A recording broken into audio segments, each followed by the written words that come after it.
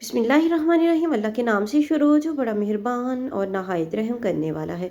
अस्सलाम वालेकुम रहमतुल्लाहि व बरकातुहू। लाखों करोड़ों दरूद व सलाम नबी पाक सल्लल्लाहु अलैहि वसल्लम और उनकी आल पर।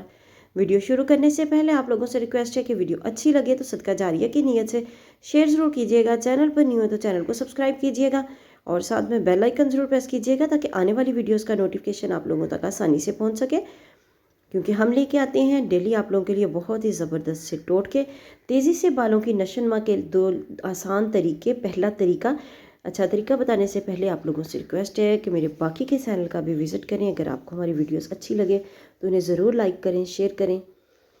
पहला तरीका, 4 चाय के चम्मच नारियल के तेल में अदरक का रस डालकर और साथ में एलोवेरा जेल मिलाकर लगाएं। एलोवेरा जेल जो है वो फ्रेश है तो बहुत बेस्ट है। अगर फ्रेश आपके पास नहीं है तो आप बाज़ार वाली भी रेडीमेड यूज़ कर सकते हैं और इसको बालों में अच्छे तरीके से लगाएं और 2 से 3 घंटे तक लगा रहने दें। उसके बाद बालों को अच्छे तरीके से नीम गर्म पानी से वॉश कर लें।